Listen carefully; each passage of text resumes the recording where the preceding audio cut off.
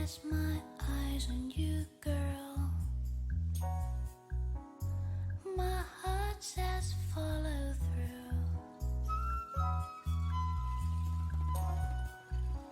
but I know now that I'm way down on your line. But the wait and feel is fine. So don't treat me like a puppet on a string,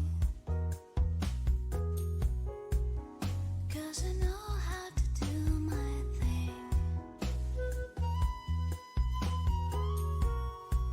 Don't talk to me as if you think I'm dumb. I wanna know when you're gonna come.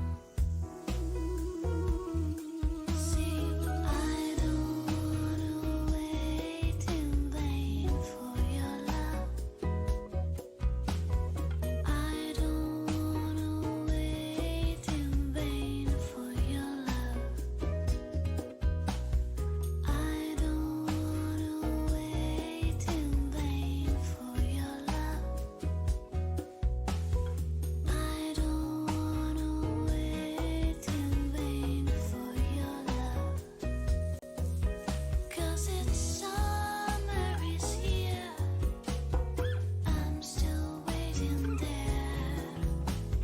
Winter is here, and I'm still waiting there.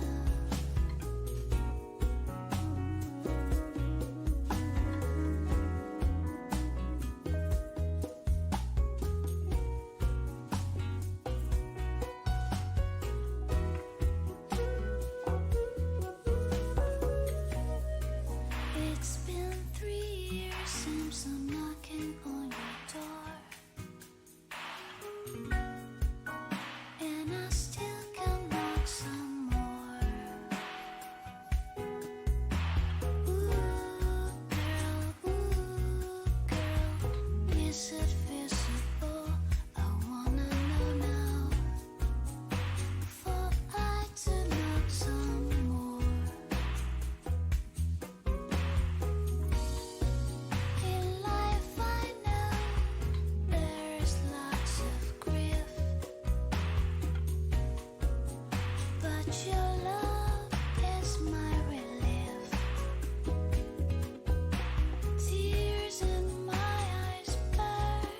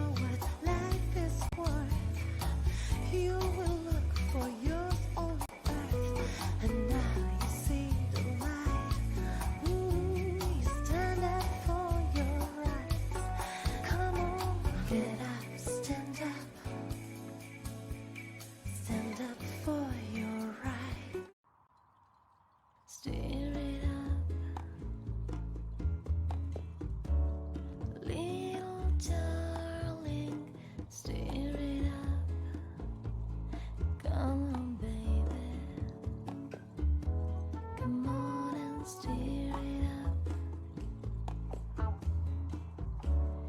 Little darling, steer it up. Oh,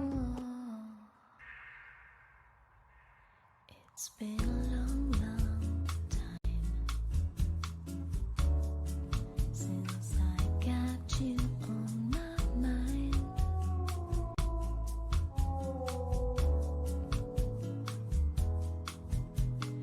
Now you are here, I said it's so clear.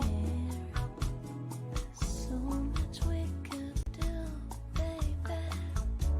Just me and you. Come on and steer it up. Little darling, steer it up. Come on, baby. Come on and steer it up. Little darling, steer it up. Oh, I'll push the wood when I blaze your fire. Then I satisfy your heart's desire. Said I steer it every minute. All you have to do, baby, is keep it. Come on and steer it up.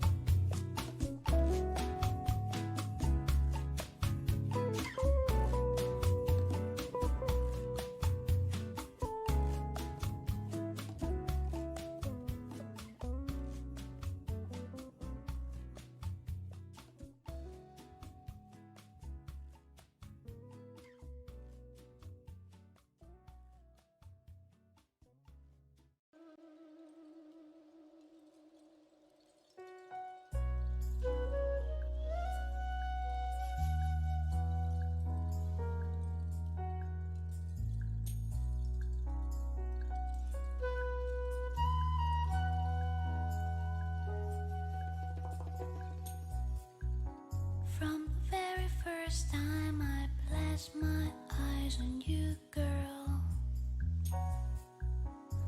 My heart says follow through, but I know now that I'm way down on your line. But the wait and feel is fine. So don't treat me like a puppet on a string, 'cause I know how to do my thing. Don't talk to me as if you think I'm dumb. I wanna know when you're gonna come. See, I don't wanna wait in vain for your love. I don't wanna wait in vain for your love. I don't wanna wait in vain for your love. I don't wanna wait in vain for your love. 'Cause it's summer is here, I'm still waiting there. Winter is here, and I'm still waiting there.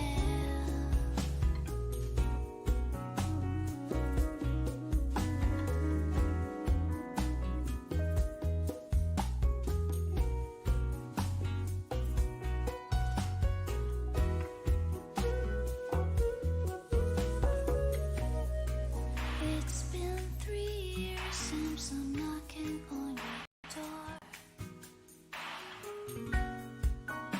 and I still can knock some more. Ooh, girl, is it visible? I wanna know now, for I to knock some more. In life I know there's lots of grief, but your love is my relief. Tears in my eyes burn, tears in my eyes burn, while I'm waiting, yes I'm waiting for my turn. I don't wanna wait in vain for your love. I don't wanna wait in vain for your love. I don't wanna wait in vain for your love. I don't Start in 10 seconds. wait in vain for your love. 3, 1. Bom dia a todos. Good morning, everyone. I would like to thank you very much for being here at the first edition of the webinar Dialogues of the Greater Good Movement. I'm Carola Matarazzo. I've been working in the sector for more than 20 years, and I'm the executive director of Bem Maior. Bem Maior is a social organization funded in 2018 with the mission to strengthen and the ecosystem of philanthropy in the country through social investment, mobilization of leadership, and the intersectorial articulation. We identify and make it possible to have initiatives to change society. Our movement wants to help build a more inclusive society, a more diverse society, and with more fair opportunities to everyone. The event of dialogue that starts today has the goal to promote a plural dialogue regarding innovations in private social investment in Brazil and in the world. We want to create a space that helps to amplify the voice of organized civil society and bring diversity to expand the horizon of strategic philanthropy in the country. In this first edition, we would like to say thank you to the presence of Clare Woodcraft, the director executive of the Strategic Philanthropy Center from the Cambridge Business School, who will share with us some lessons learned about the recent survey on philanthropy in times of COVID-19, which has the focus the region of Asia, Africa, and Latin America. So to help us learn more, we also invited active entrepreneurs who are very committed to developing the third sector in Brazil in fighting social inequalities. I thank Patrícia Villela, the president of Humanitas 360 Movement and co-founder of Civi-Co, Mr. José Ermírio de Moraes Neto, president of the uh, AC Camargo Hospital, to the co-founders of Bem Maior movement, Elie Horn, Eugênio Mattar, and Rubens Menin. I also thank Flávio Castro, Vice President of FSB Communications, a communication agency which is integrated and operates in the market for more than 30 years, who kindly accepted our invitation to moderate this dialogue. We hope that this is a fruitful morning for everyone to bring new viewpoints and to generate some insight to be able to learn new pathways for a philanthropy which is even more robust. So Flávio Castro has the floor. Thank you very much. Thank you, Carola. It's a pleasure to be here today with you in this uh, panel, which is so representative for the entrepreneurial sector in Brazil. And we also have the participation of Clare Woodcraft, who is the executive director of the Strategic Philanthropy Center from the Law School of Cambridge University. I think that it's going to be a very productive morning for all of us here. So I would like to pass the floor to Clare, who will present the results of this survey, Philanthropy in Times of COVID-19, and we will continue with our debate. Obrigada, Flávio. Olá, Brasil. Unfortunately, that's where my Portuguese ends, but a big thank you to everybody, to Bem Maior for inviting me to be here today, and thank you to the audience and my fellow speakers. It's a real privilege to get to speak to a Brazilian audience about the core essence of our work here at the Center, Strategic Philanthropy. So thank you all for allowing me to be here today.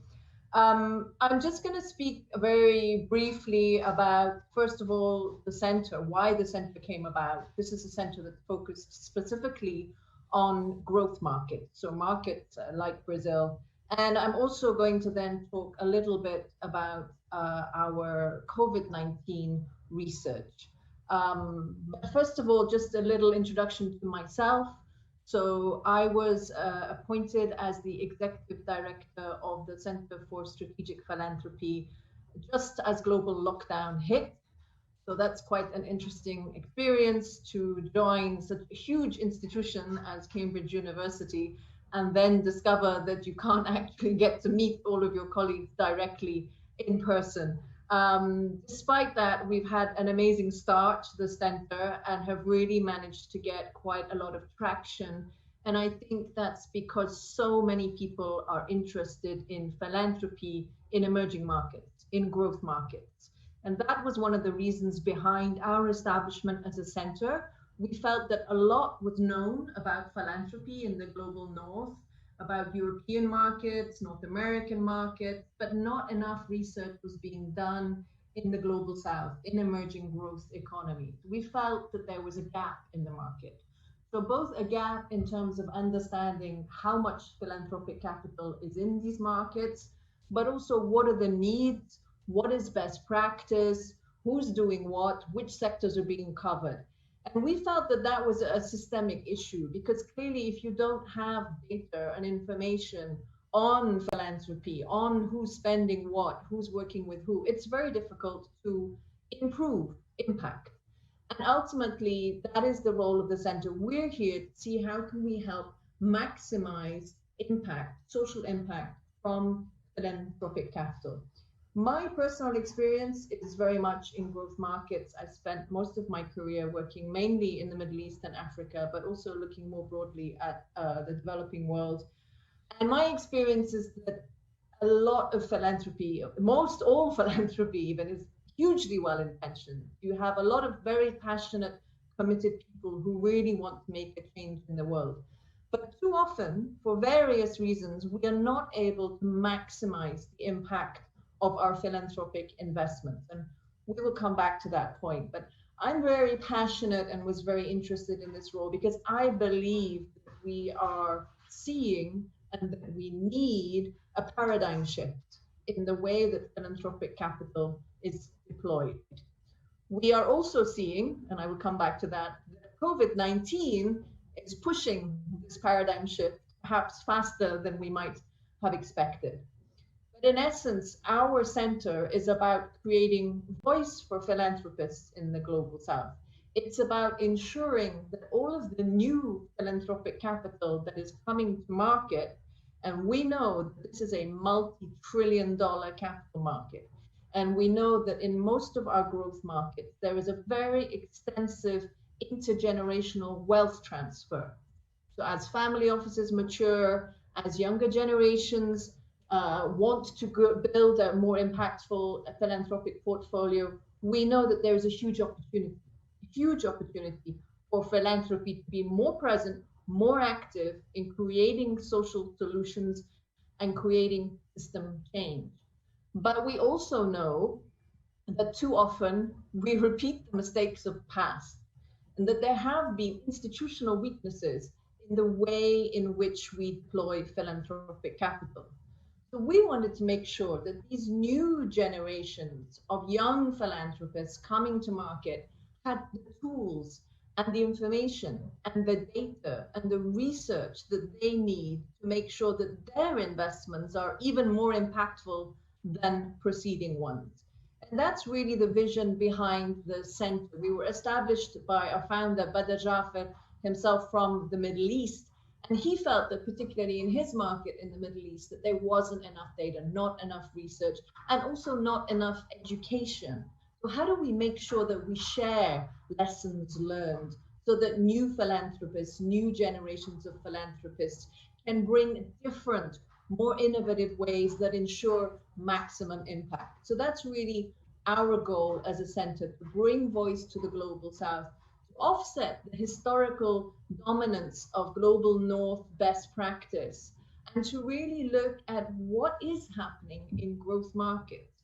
Are there new ways of doing philanthropy? Are there different, more innovative ways of doing philanthropy that are coming from these markets that are not being captured in the global discourse around philanthropy? E que não estão sendo capturadas pelos scores globais sobre filantropia. So, Portanto, I'm just having a small estou problem with tendo the aqui pequeno problema. translation because I'm hearing the Portuguese now. It's okay. Apologies for that. Let me continue. So that's our mission as the center, is 3 core areas of activity. We want to be undertaking research in these markets to make sure that that information is influencing global discourse around development. We also want to create an executive education program so that up-and-coming young philanthropists can have access to best practice and peer learning so they can talk to their counterparts in other growth markets. And we also want to undertake activities such as this, global convening platforms, so that we can encourage this voice from growth markets. So we decided at the beginning of the operations of the center, as COVID hit and global lockdown hit, that we couldn't simply sit back and do nothing. So despite the fact that we hadn't even formally launched, we hadn't yet resourced up our team, we felt that given the gravity of COVID and given the importance and potential of philanthropic capital to help in this situation, that we needed to do some research. So whilst the bulk of our research in the future will be in line with the academic constructs of Cambridge University, we sit inside the business school, which is very much about organizational effectiveness. We will have long-term research projects looking at exactly that. How can we render philanthropy more impactful, more effective? We still felt that we couldn't sit back and do nothing and wait for longer-term projects to take place. So we decided that we would go out into the market and use COVID-19 as what we call a natural experiment. So we know that COVID-19 is hitting our growth markets. We know that philanthropists in those markets are being forced to respond in often radically different ways. And what we wanted to assess was whether this changing behavior, be it of Global North foundations, large, well-institutionalized foundations, or Global South grantees, or indeed Global South foundations, these changes in behavior, the response to COVID, were these changes potentially for the longer term? And were these changes potentially responding to some of the criticisms of the sector that we have heard historically? Now, we know that in the Global North, since we've had the likes of the Davos discussion around philanthropy versus taxation, we know that there is a lot of vocal critique now of Global North philanthropy, the billionaires discussion, but often in emerging markets, that simply doesn't resonate because you don't have the same kind of fiscal maturity that you might have in North America, for example. So we decided to look at what is the COVID debate in the Global South? What is the COVID debate in these growth markets? And how is the relationship between Global North grant makers and Global South grantees shifting to respond to the crisis? Now, we are still in the final stages of editing our report, and we will be delighted to share the final copy with you in the coming weeks. But I wanted to share with you today some of our core findings. And I have to say they're different to what we expected. So one of the hypotheses that we started with was that philanthropic capital would be dispersed more quickly and with less conditionality. I'm sure you're all familiar with the criticisms in the past around philanthropic capital being overly bureaucratic and often overly restrictive, with grantees not being able to invest the money where they most need it, and notably in core costs, in operational costs. So we expected to see a shift in Global North foundations in terms of being more flexible, more open, and more unrestricted in the way they deployed their capital. And we did find that. We found that many large foundations that may historically have had quite complex grantee processing operations managed to simplify very quickly the way they disperse grants. We had many large global foundations saying that what often took a matter of months was taking a matter of days. We had many foundations saying that where historically they would not have allowed capital to go to anything other than programs, that actually they were allowing their grantees to use their grants for salaries. In many cases, creating a furlough scheme where governments had not been able to do so. This, of course, was very reassuring. But then when we asked some of these grant makers whether they intended to continue this kind of flexibility and speed and efficacy, it wasn't so clear. And we heard commentaries around the challenges around dispersing unrestricted capital in markets where there is less institutional maturity and where grant makers may be wary around the accountability of the grantees. If you give unconditional funding, where is that money going to go? And how can you be sure?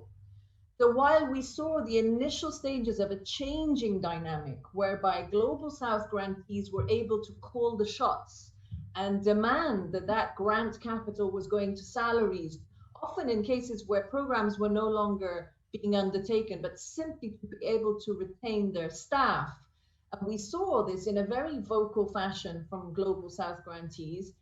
We're not sure yet if that bodes well for the future, if that kind of behavior will continue in the future. And that's something that we will continue to look at for our longer term research agenda. So yes, we saw greater flexibility and we saw more unrestricted finance, but that's not something that we can guarantee will continue.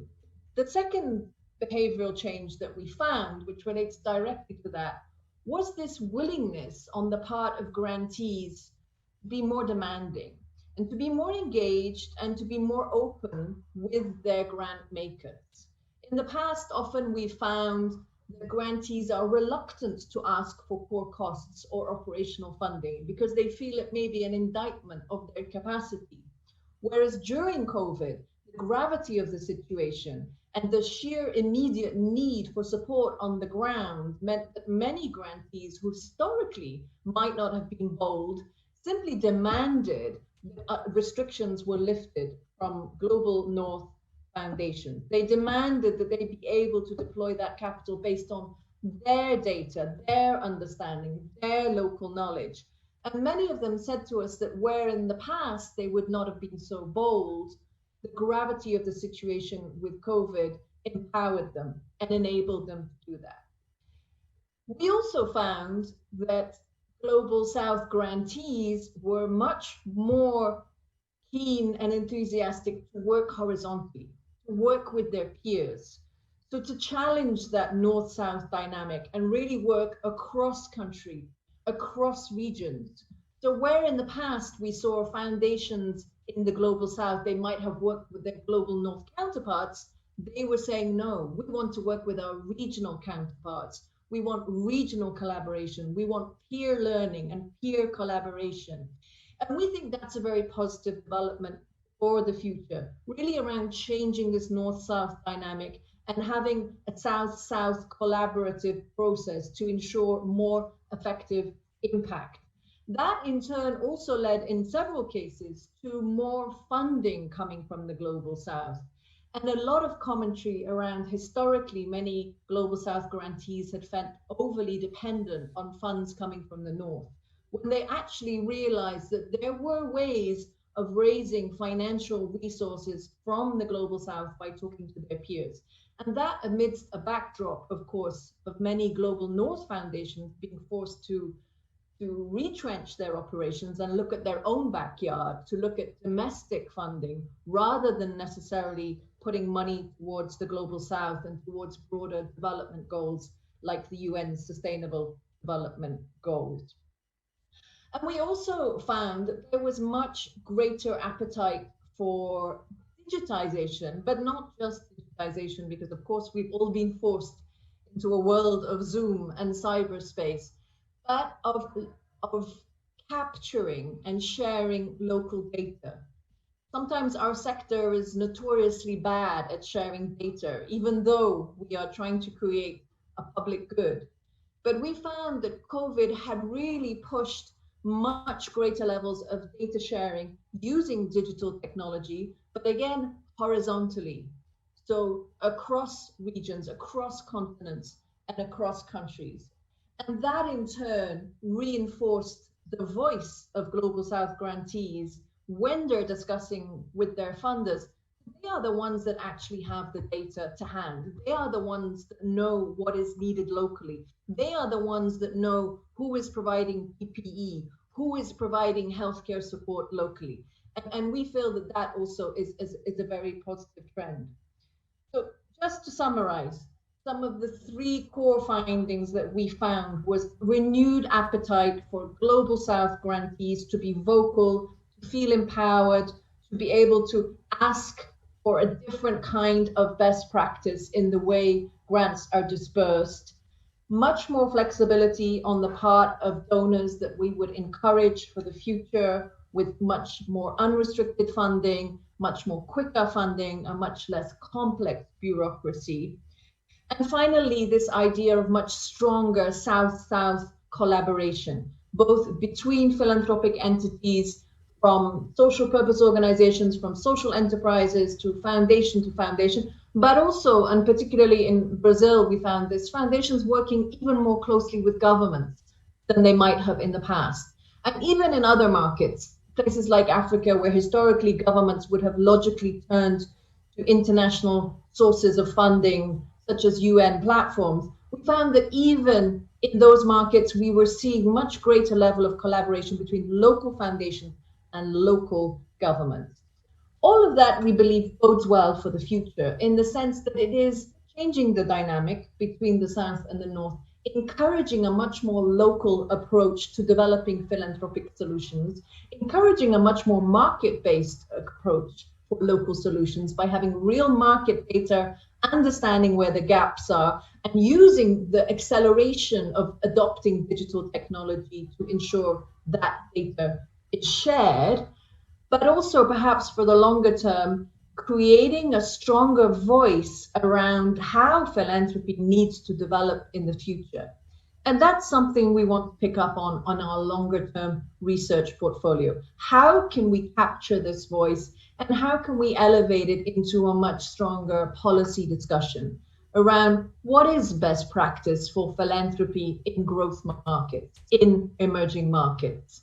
It may be radically different from what we have been used to of the philanthropy of the past, which we know came from generally more mature institutional constructs. We want to look now at how we build institutional capacity in the South and how we create flows of philanthropic capital that truly drive system change, that provide a voice for the global South and ultimately maximize social impact. So let me stop there and just thank again the team at Ben Maior for letting me share these remarks. We very much look forward to future collaboration with all of you. We're a new center. This is just a short piece of initial research that we've done, but we hope that it will provide food for thought for everyone and be the basis for future academic research projects at the center. Thank you. Obrigada. Thank you very much, Claire. I would like to start our debate session with a couple of questions to you, if you don't mind. The first one would be, could you try to give us some concrete examples of this new South cooperation? How does it become a reality in this new COVID phase? And we have a question from our viewers. They're asking about the role of the new generations in philanthropy, how the youth could be more active and if they should be more active in terms of engaging in philanthropic actions. Absolutely, Flávio. Claro, com certeza, Flávio. Bom, então, going to the com second relação... question first, I'm hearing the Portuguese translation. I'm not sure if that's a technical issue, but let me carry on. That sounds good now. Thank you. So in terms of new philanthropists, new generation, personally, from my own experience of working in emerging markets, I think this is where real innovation is going to come from.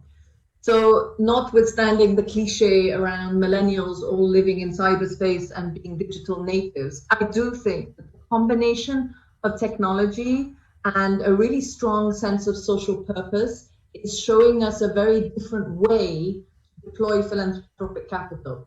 So whereas in the past we may have seen particularly older generations or family offices assume that the best construct for doing philanthropy was via a foundation, we are seeing much less of that today and a much more focused approach around enterprise, being entrepreneurial, identifying what is the problem, how do we test and pilot a solution, and how do we scale solutions? Rather than working in isolation, how do we work collaboratively? And hence we are seeing the emergence of hybrid models like social enterprise, like impact funds.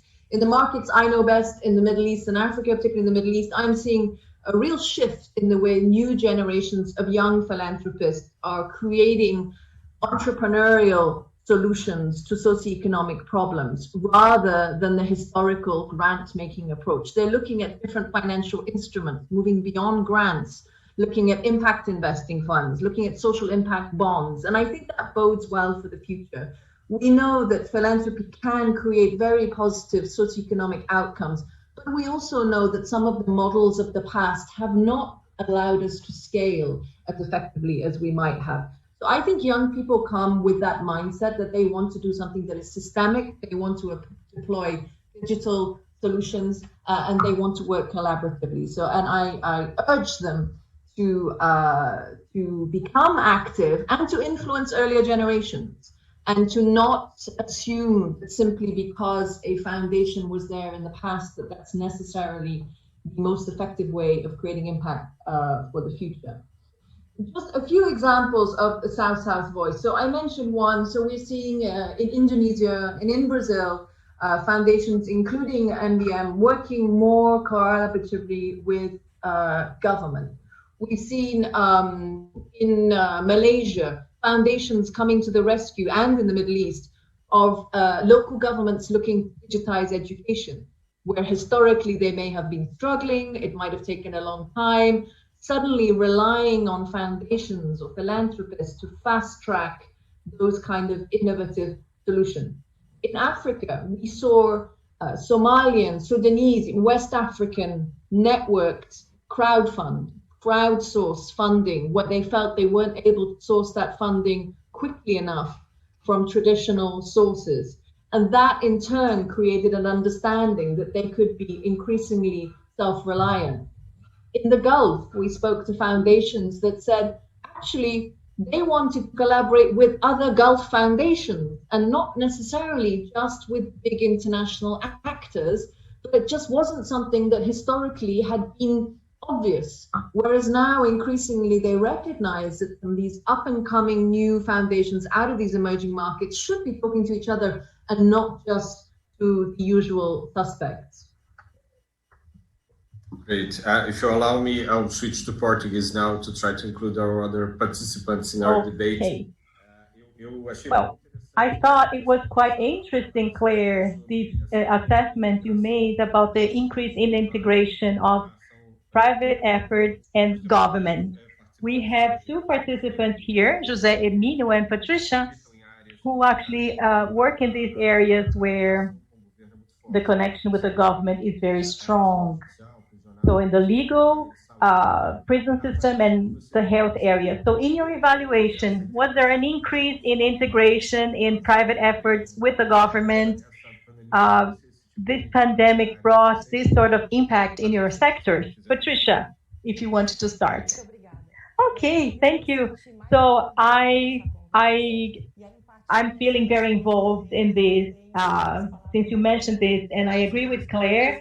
And it's been interesting to hear the results of the study. Humanitas is a philanthropic foundation funded in the US because of the lack of appetite that we had here to address these issues of intervention, of challenging and also creating public policies that would have not only a governmental impact, but also state policies. But I feel a difference right now because I feel there is appetite, because the civil society has been demanding this, and young people, they have been dedicating themselves to ask questions, to ask the right questions at the right place for new policies and for reforms.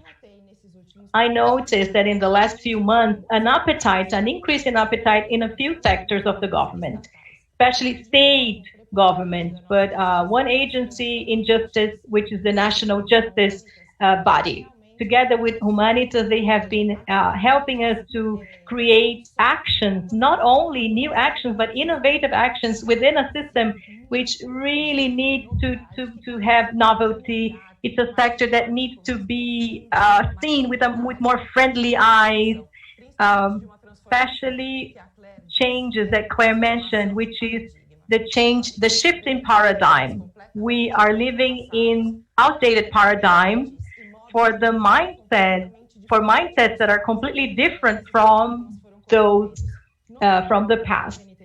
In the prison system, especially, Humanitas has been working with CNJ, bringing technology, and this possibility was given to us at times of pandemic. I'm not saying that this is novelty for Brazil, because we have already had 3 pandemics in the past: chikungunya, Zika virus, and dengue. they were realities that we had in Brazil for a long time. There's a part of the population that was forgotten, rotten, if you let me say that. They're not part of our statistics. 800,000 Brazilians that made a mistake, but they're in prisons, but they're still Brazilian. And CNJ gave us this opportunity to bring computers so that we would have activities for inmates. And this gave an improvement in life quality for these inmates and also for people working in the prison system. The family members, they have been seeing their family members through computer meetings, and the novelty is we will change this into a distance learning platform. We are present in 3 states. Maranhão is our first state, and I thank the state government, Paraíba and Rio Grande do Norte. This is where we're bringing all the innovation. Wow, fantastic. And José Ermírio, would you like to mention something about the health sector?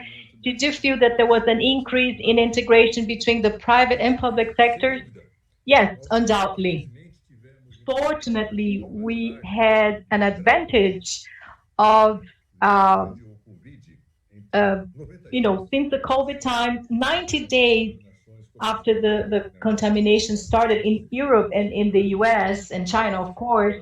So AC Camargo, with their partnership, the American Cancer Centers, they very quickly discussed the protocols of application. It was a learning curve. Nobody knew at the beginning how to treat patients, especially cancer patients that have their specific situations. So we were able to pass that on to the public hospitals in São Paulo, all the new technologies, what to do, how to treat the cancer patients. I can give you an example. We treated approximately 20,000 patients per year in AC Camargo. We have 5,000 employees. Out of the 5,000 employees, 700 got COVID, and we had no deaths, nobody died. Out of the 20,000 patients that we had, 95 died. And out of those who died, they were in a terminal stage of cancer with very low immunity. So this efficiency in terms of partnership in relation to the public sector is what we have to do. Thank you, Mr. Ermírio. So our participants here are asking questions, and I'd like to ask this question to Elie and to Clare, right? I hope you can hear the translation in English. So about how to be able to systematize a philanthropy policy within your organization, avoiding risks of having fragmented initiatives that don't speak to each other, or isolated initiatives. Elie, can you share the experience of your organization in relation to defining these actions in terms of philanthropy? And then Clare, I'd like to hear your thoughts on that.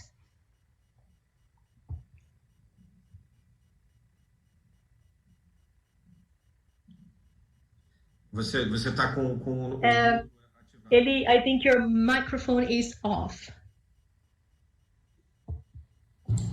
Agora também? Can you hear me? Yes. Can you repeat the question, please? Can you repeat the question? So our participants have been asking questions. Can you hear me? I think he's listening to the translation. English. So he can hear the translation. He didn't switch off the button for translation. So the question is, our participants, they are asking us about how to avoid the risk of fragmented actions within corporations instead of a policy which is more integrated for philanthropy. So my question is about your view and your opinion and your experience about your company in defining these policies, and if it was possible to avoid fragmentation in terms of actions taken. I think fragmentation is something that is natural to nature. People don't like to trust other people. They want to trust themselves. So it's very difficult to concentrate in a few company, a few organization, social needs. I would like to make a question to Professor Clare. Funds are always in shortage. How can we resolve the problem of funding ideas, finding social needs in the world? The problem is always shortage of capital. What is the solution, according to you? So Clare, if you could answer both questions. Mr. Horn is asking about the shortage of funds and how to solve that. And if you could give us your view regarding the risk of fragmentation of activities in terms of philanthropy. Absolutely. Thank you, Flavio, and thank you, Elie. So I think fragmentation is a big challenge for our sector. And I touched on it, I think, a little bit in my earlier remarks, but I would say, and there was a lot of wasted resources in philanthropy. We're very good at reinventing the wheel. We're very good at duplicating something that somebody has already done and discovered didn't really work, and yet we insist on doing it again, rather than making sure that we have evidence to show that our intervention is really going to work. So when I look at how do you make a philanthropic policy impactful, first of all, focus. So if you're trying to do 10 things all at once, it tends to get very difficult to create impact. You dilute your impact. Whereas if you look at your organization and assess where can you best add value, where is your technical expertise, what is the issue you are closest to, that's a good starting point. To focus on trying to do 1 or 2 things spectacularly rather than 10 things in a mediocre fashion. How do you do that? You get market data. So you need to be looking at the real gaps in the market. Too often in philanthropy, we guess. We assume that what poor people need is X. We assume that what women need is Y. We assume that the solution to environmental issues is Z. Without the data, we need market data. We need to do a lot of research before we even issue the first grant. We need to build programs on gaps in the market. And that's the third thing you do. Before you start investing a grant, you look at what everybody else is doing. Maybe the government is already active in this space. Maybe another philanthropist is already doing it. Maybe another foundation has found an amazing solution, but doesn't have sufficient capital to scale it up. So I think how we avoid fragmentation is by getting better data, understand what everybody else is doing, partner and collaborate wherever you can instead of reinventing the wheel, and base all of your interventions on data. Go where there's a gap, not where everybody else is already tackling it. Or if everybody else is already tackling it and somebody has a really good intervention, scale it up by offering maybe just money, additional capital, rather than doing your own private intervention. And on Elie's point around capital, I think actually the money is there, but the problem is because we are such a fragmented sector globally, we don't know where the money is. We don't know who's doing what. We don't have global data on philanthropic interventions. There is some collection of data in mature markets. In the US, you have organizations like Candid that are very good at aggregating data on North America. And they are now looking to build global data. And they have some, but it's not easy. We work very closely with the OECD that is trying to build a solid database around philanthropy in developing markets and philanthropy that's going towards SDGs, the Sustainable Development Goals. We know that there is massive growth in philanthropic capital from this intergenerational wealth transfer happening in Latin America, in Southeast Asia, in Africa, in the Middle East. We know that these growth markets, as family offices mature, as capital markets mature, as younger generations want to have more impact, there is a huge amount of additional philanthropic capital coming to market. But the challenge is, how do we know where it is? How do we engage with that capital? How do we track it? How do we channel it where it's most needed? And how, going back to the fragmentation point, how do we make sure that that new capital does not reinvent the wheel? Muito obrigado, Clare. Muito obrigado, Elie. Thank you, Clare and Lee. I want to ask a question to Rubens and to Eugênio from a member of the audience. Clearly, there was a change of paradigm in philanthropy after the pandemic in Brazil. But our participant, he thinks that there is a culture of philanthropy in a market such as United States that is not reproduced here.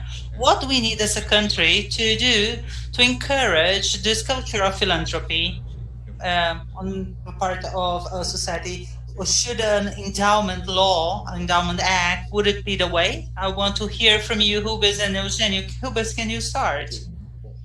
Yes. Good morning, everyone. Especially good morning, Claire. It's a pleasure to have you here with us in this debate. And this question is very relevant, of course. As you know, me and Elie and Eugênio, we got together a while ago to found the movement A Greater Good, the Bem Maior, with two goals. The first is to support projects, philanthropic projects that will somehow change the social development in Brazil. The other goal is to encourage philanthropy. When we see the North, the North, where we have the wealthy countries, philanthropy is very well disseminated. Unfortunately, in the South, where we are, countries are more poor, the poorer, the less developed, and philanthropy has not reached the ideal level. For example, Brazil, only 0.2% of the GDP is donated in philanthropy. In United States, it's 2% of the GDP. The United Kingdom, 1.5%. It makes a difference. It's very important to make this point. Philanthropy is very effective in the result of the actions. When you invest 2% of your GDP with dedication and with care, makes a lot of difference. Those who practice philanthropy know that money cannot be wasted, so the result is very much effective. But by coincidence, the Bem Maior movement appeared because the three companies where we work, Mr. Elie with Cirela, Eugênio with Localiza, and me with MRV, these companies are also involved. These are public companies with thousands of shareholders in the world. And we have our own institutes, the Institute Localiza, MRV Institute, and Cirela Institute. These institutes were tested by our shareholders. They were approved in shareholders meetings unanimously because our shareholders want us to do good for everyone. Now, our shareholders think that the companies, they don't need only to give return to the shareholders, but rather to give a return back to society. So in Localiza, MRV, and Cirela, they have wonderful projects of philanthropy. And this got us together. Just join us. But today, we have two things in Brazil. First, we don't have the habit. Brazil has a lot of solidarity. What happened now during COVID-19, we saw actions of solidarity, but we lack good projects. Unfortunately, due to this lack of culture, we lack projects. When you have good projects, people come. And what we want, being very objective, is in order to win this game, first we have to convince the population that we need to change the game through people's donating. And it's important, and I'm sure that with pandemic, we were able to capture a new universe of people that are practicing philanthropy. I say that philanthropy is like a drug. After you start, you cannot leave it. And we cannot lose these people after that. And more than that, we cannot lose the companies.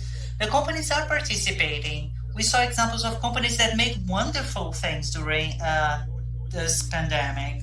So we must have this tripod. Put the companies in the game. This is essential to have companies participating. Engage more people, individuals.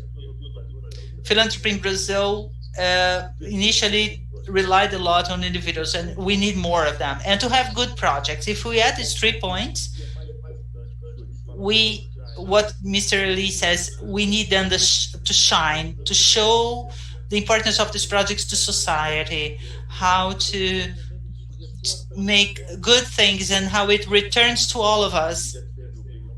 And not only the few people, the grantees, but to the whole society. I think that Brazil does not do this very well. So Clare, in general lines, the North Hemisphere does this better than us. So we must discover ways to improve this tripod. So that's my thinking. And I want to comment, I want you to comment on that. And first, let's hear from Eugênio. Thank you. Thank you, Flávio, for the question. Good morning, everyone. And my reflection on what was said, the great causes around the world were disseminated through a network among people, be them religious networks or cultural networks, and it's not going to be different with philanthropy. We are living the era of connection, social media, and connection today is really fast. So what we are doing, and when I see the screen, I see Patrícia Villela, José Ermírio de Moraes. José Ermírio de Moraes comes from a heritage. There's a legacy in his family of philanthropy. The family has always invested, the Villela family as well. Rockefeller, they are the seeds. The family is really important in philanthropy. So as an individual, my daughter in the pandemic, together with Rubens' wife, they created a movement to raise funds and PPEs for hospitals, and they raised an amount, a relevant amount of capital. My daughter now is a social influencer. So it's up to us as individuals to try to leave a legacy. And when you plant this seed, your family continues with that. So the more families start, the more legacy we will leave, because the networks today are really strong. So when you expand this in your personal outreach and you bring your friends, Elie and Rubens brought me to Bem Maior movement, and I brought other friends already that are part of Bem Maior movement. And this is a network. These friends will bring other friends. So the problem of philanthropy is the problem of accelerating these networks. We are living the era of exponential acceleration, and this event will surely bring other friends and will solidify even more the importance of philanthropy to our family, to this greater family. So at the personal level, Bem Maior work is we as individuals to leave a legacy to our families so that this becomes eternal, and to bring more friends to make philanthropy in a more perennial fashion. On the side of companies, we are also trying to leave a legacy. The institutes and the foundations that we created in our own companies, where we have the governance to approve, to monitor, to the results, the outcomes, and the impacts of our investments, because there we are representing, as Rubens well said, a group of shareholders that are spread throughout the world. This is a way of us to make philanthropy perennial, the culture of philanthropy, or the culture of investing in philanthropy with good governance. And then you will influence other companies, institutes, to create institutes and foundations, and this is a very powerful network. Likewise, we are also trying to do this in institutions. For example, in Minas Gerais, FIENG is the Federation of Minas Gerais Industries. Me and Rubens, we are members. So during the pandemic, we have created a program to raise funds for investment in small and medium-sized companies. And FIENG brought FIENG's bank to leverage the investment. We raised 15 million reais, and they leveraged it to 75 million reais to lend money to small and mid-sized companies. And with this leverage, we consider that any loss that could happen would be offset by the donations that we made. So we engaged society. FIENG, in FIENG, we sponsored the development of a new respirator. This respirator costed, coming from China or United States, thousands of dollars. So we invested in a Minas Gerais company that manufactured the respirator in a record time for 15,000 reais. We were able to donate 1,500 respirators to the whole country. Minas Gerais manufacturing and donating to the federal government. This is our participation as a network, bringing more entrepreneurs, more companies to support these investments, and the result was spectacular. And also governments. Here in Minas Gerais, for example, we are Localiza, Banco Inter, and MRV. We are working together with the state government and DASA, sponsoring a vaccine, COVAX, which is like a technology that is fully synthetic, does not have any impact on health. And we are joining the state institution and companies. So this work in the network is the work of Bem Maior movement that wishes to bring more people, more companies, more institutions, and also the government together so that we can expand this network of philanthropy. And we have a unique opportunity right now to make it flourish. Patrícia, would you like to comment on that? Yes, I want. Thank you. I want to go back to the question of this person from the audience, because he touches on a point of a reasoning that I've been trying to deepen. The philanthropy is absolutely connected to capitalism. We can say that it's a fruit of capitalism. We cannot use philanthropy to try to solve things where capitalism does not work. Philanthropy works where capitalism works. So we look to the north and we think, why does a philanthropy work there? There's awareness, of course, but there's a driver of philanthropy. Great donors, great philanthropists today work together with pension funds, hedge funds, bringing more and more the fruit of their work to the system. So this fruit can be distributed to make it better, and the system is more regenerated by the fruit of philanthropy. If we think that philanthropy works despite of capitalism, we are creating something else, which is not philanthropy. It can be charity, for example, but it's not philanthropy. Philanthropy it regenerates, it qualifies capitalism so that capitalism is capitalism of the stakeholders. This is capitalism of stakeholders and not capitalism of accumulation, of exploitation, a capitalism that grows economically despite of offering people's their own rights. Philanthropy must be this mechanism inside capitalism, a tool that will do checks and balances, just like capitalism, and will allow capitalism to continue working as a virtue and not as a problem, that it becomes like a water to this fruit and not to destroy the fruit,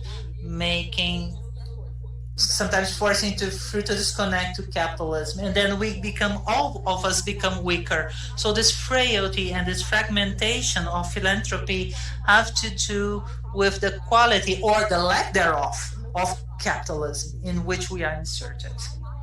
The greater capitalism is in terms of inclusion. The greater capitalism is in participation, in ideas, in participation in terms of guarantees of rights, in the participation, giving people a voice, and also distributing benefits, the better the quality of our philanthropy. And this philanthropy can be greater, it can be more engaged, it can be less fragmented, and we will be able to offer more satisfaction, to show better results to society, and this society will then be converted to this philanthropy. We cannot look at philanthropy as something different from the system. It's a component part, it's a qualifying part of the system where we live, capitalism.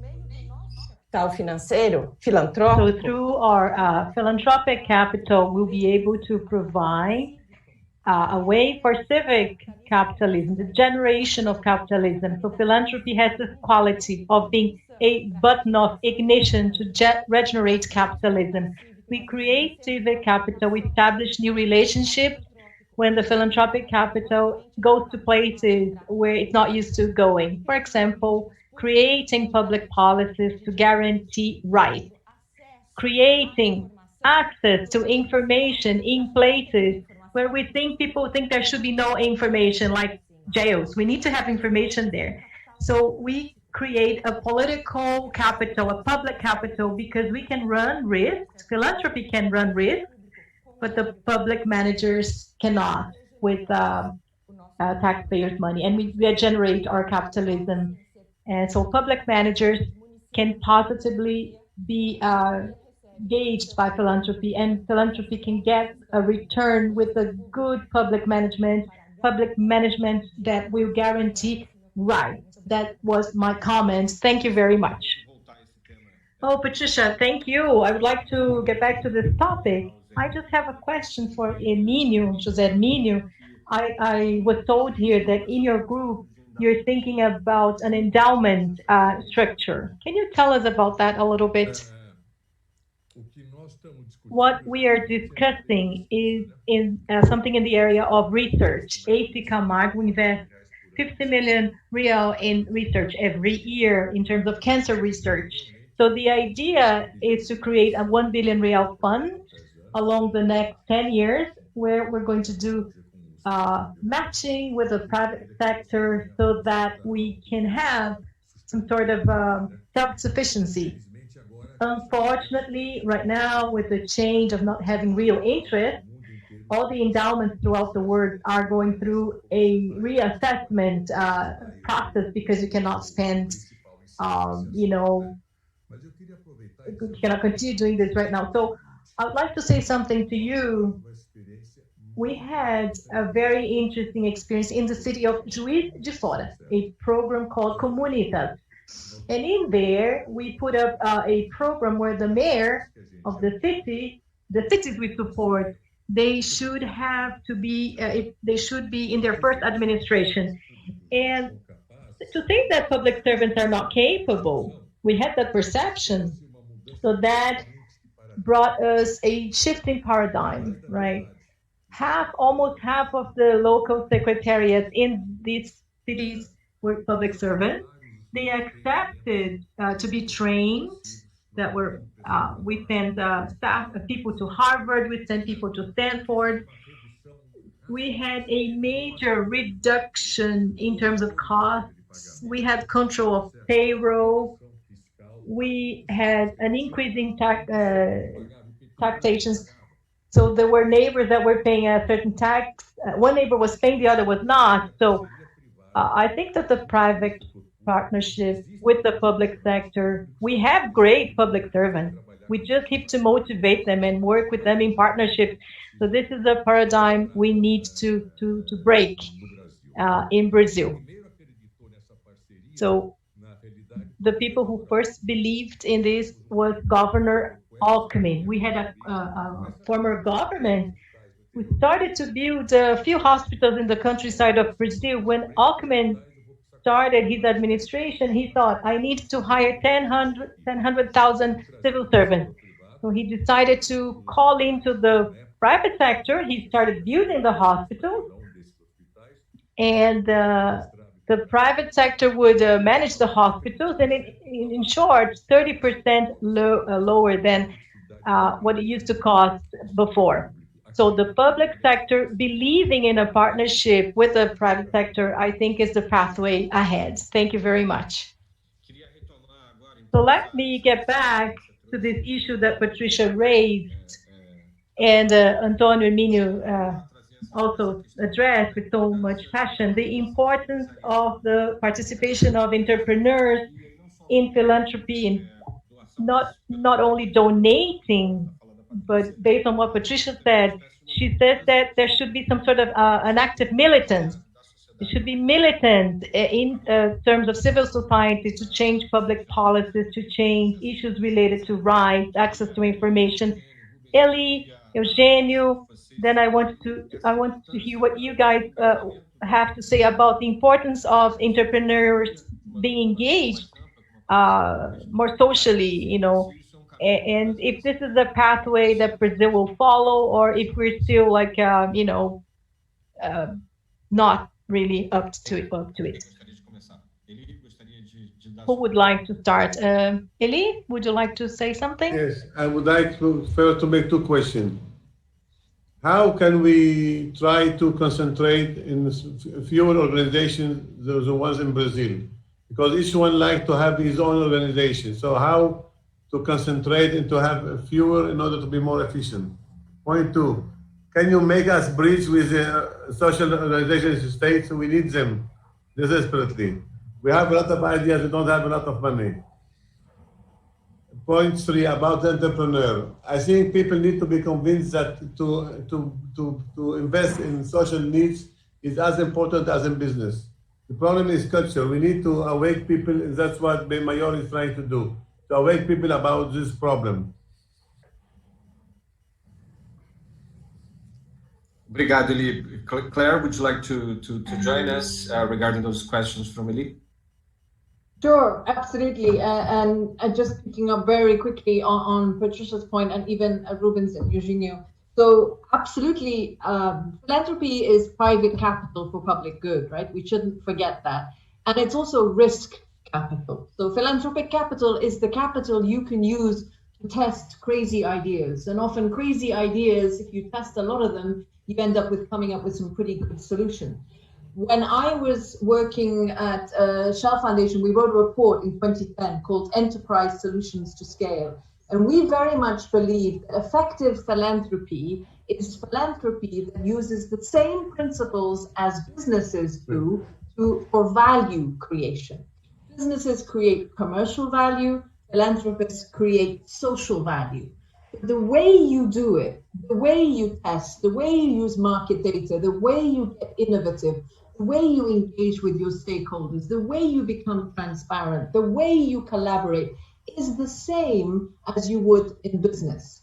And too often in the past, we were too scared to mix business with philanthropy or with social goals because we felt that somehow we were trying to taint the social world with profit-making ethos, which is a complete misnomer. What business does extremely well is creates value efficiently and effectively. What we want to do is create social value efficiently and effectively.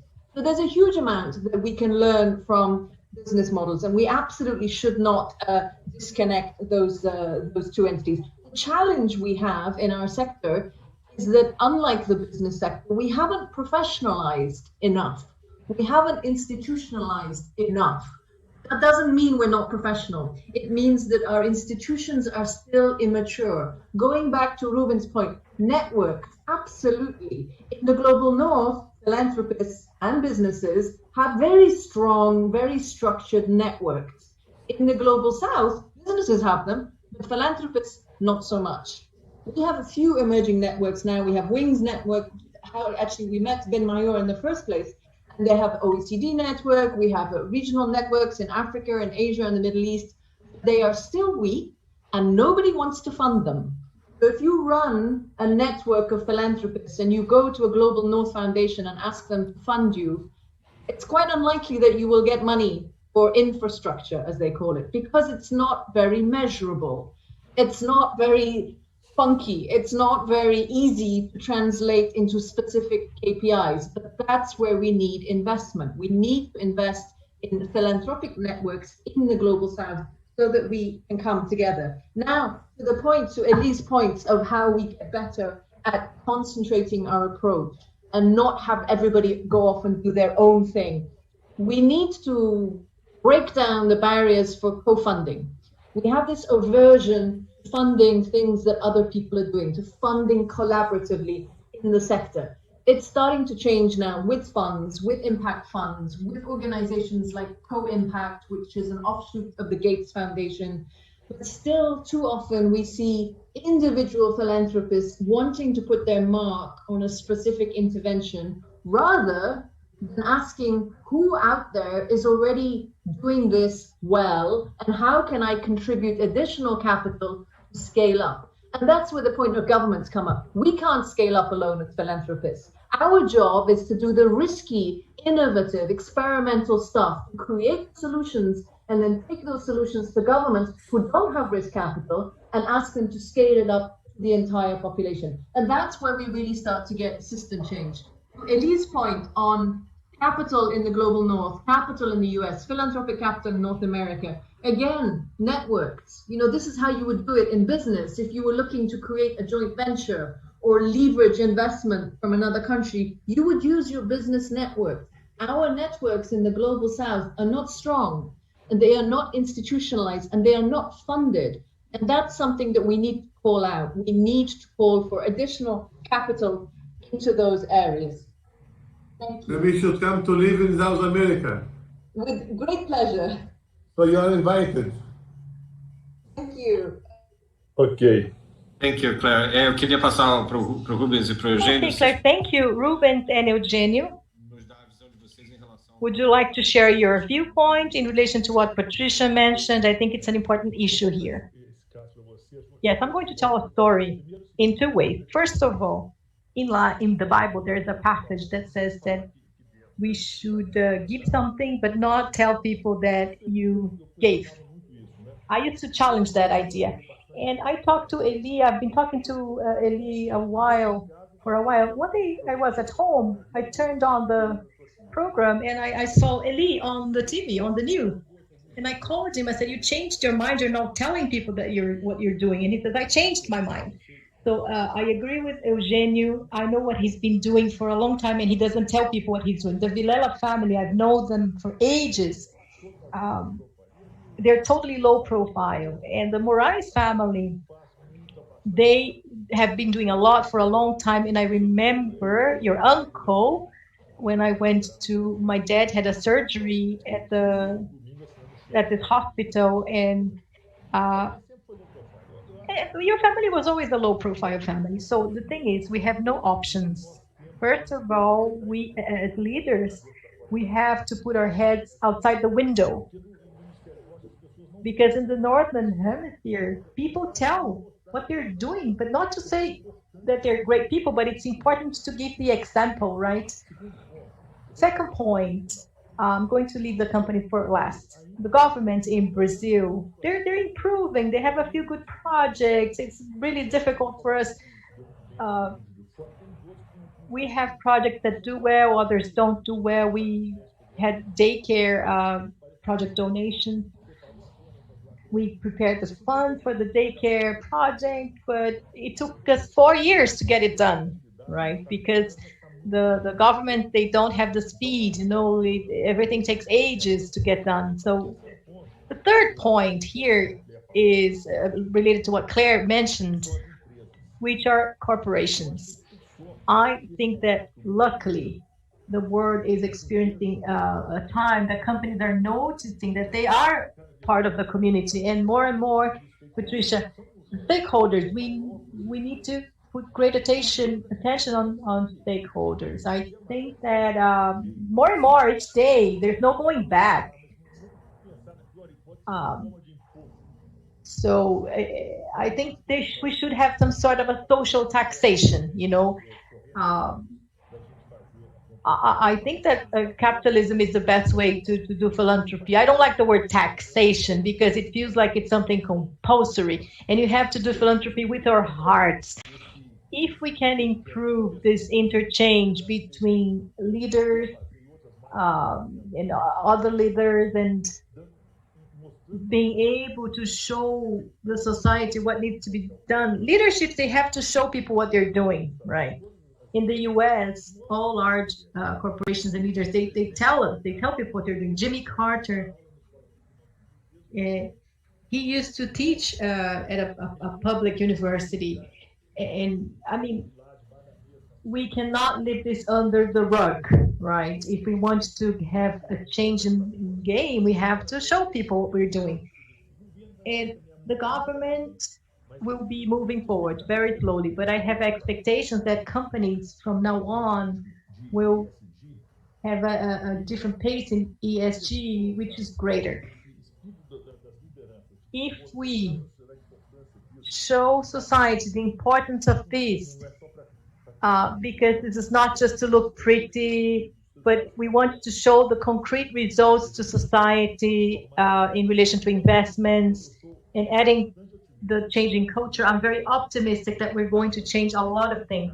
So effectiveness of investments, they happen very quickly. All of us that are part of these projects, we are able to see how fast we get the results. It's unbelievable. The return of investment is really quick. We should not miss this opportunity, right? So Claire, I hope you can hear me. And I think we have to strengthen this networks and strengthen the environment of corporations and companies. And we will win the war in the short run. And we will be able to create the ideal world that we want. Eugênio, I want to add to what you said based on what Patrícia said. You talked about being a role model in your last words, how your action brings others to the system. From your point of view, has pandemic changed that? Is it easier to bring people now? Has this awakened? Is this raised the awareness about the importance of participation? I want to hear your opinion about these two things, the participation of the business community, and if the pandemic had any impact on your ability to attract new participants.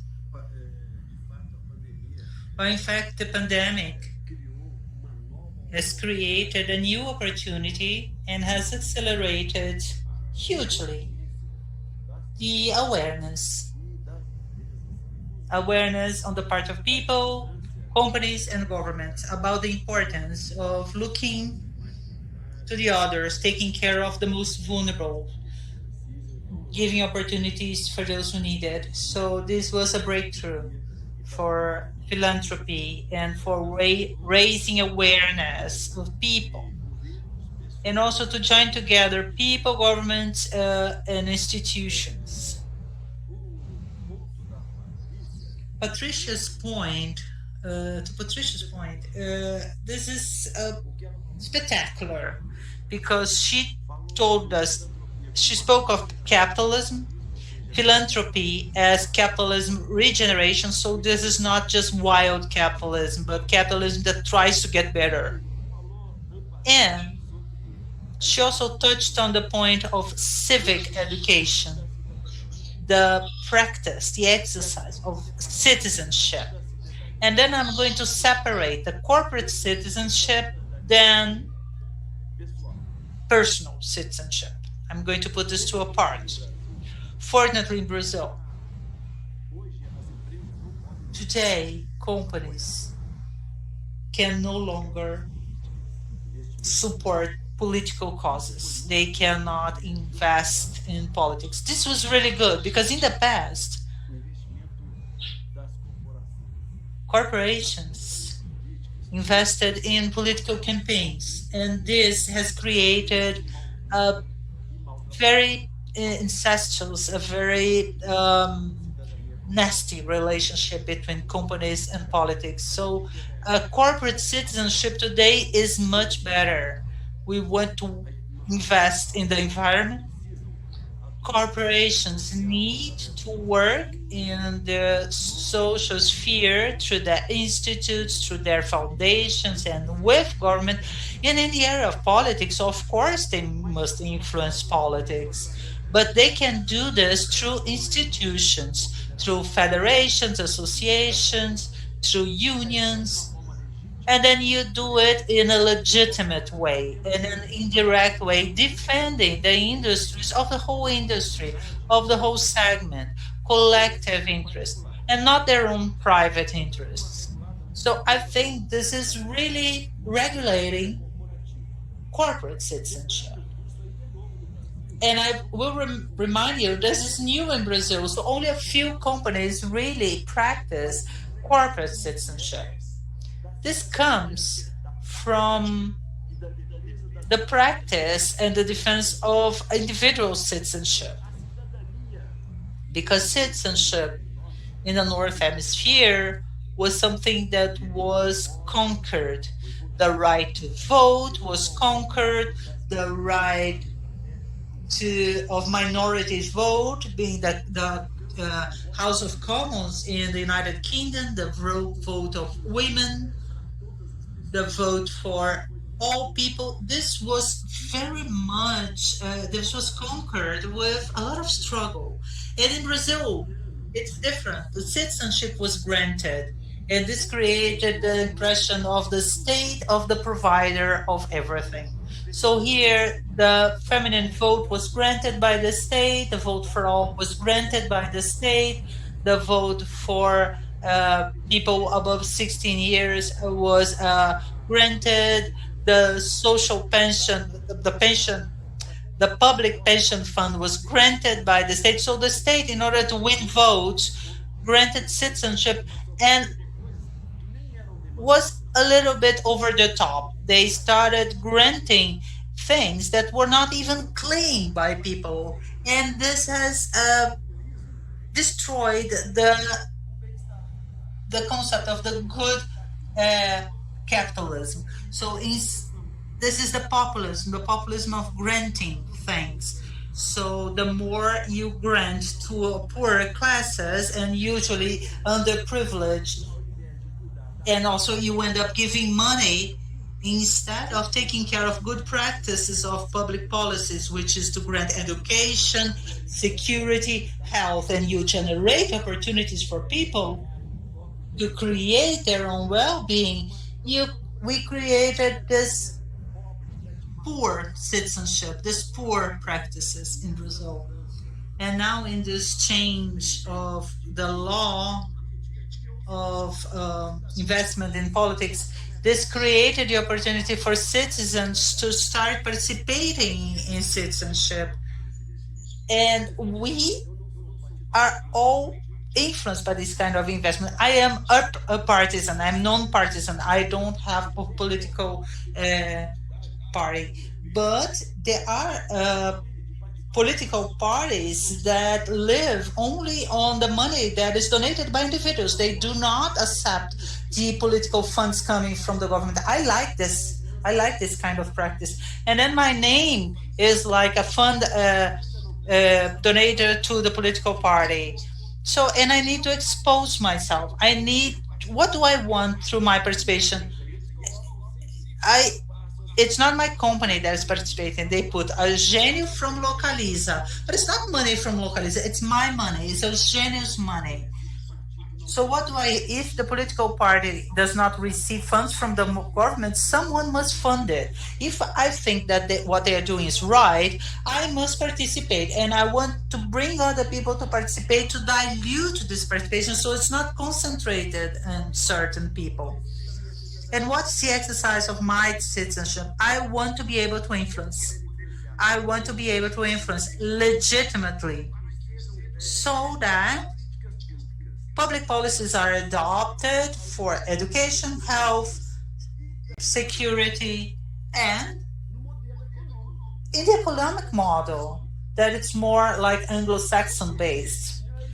This is what I want. And this is not granted by the state. Those who grant it is those who generate jobs and income. These are the companies. So this influence, this exercise of citizenship must be practiced by other individuals in Brazil and by corporations as well in a different way. So I am becoming an activist, a political activist. Because if I'm not a political activist, I will not influence public policies. And that's what I want to do. And the company is also becoming a corporate activist with corporate citizenship without investing directly in political campaigns. So we don't have any connections that will lead to our own benefit. So the exercise of citizen in Brazil is appearing, is being created right now, is born now. And our duty is to make this citizenship shine because of our own beliefs. I invest in, if I invest in politics, it's in all newspapers, it hits the headlines. And what I invest in philanthropy, that is much more, does not make the news. But I'm not going to stop. I will continue to influence because I have my clean consciousness that my investment in politics is not because of my personal benefit. It's for the greater good for all. I am not a partisan. I am non-partisan. I don't have a political party, but I support what I believe. So it's an exercise today of being brave in Brazil, of courage to work for a legitimate citizenship. Thank you, Eugênio. Patrícia, would you like to comment? Yes, if you allow me. I love this conversation, but I want to add to what Eugênio said. You are absolutely right. Our citizenship is fragile still, is a newborn.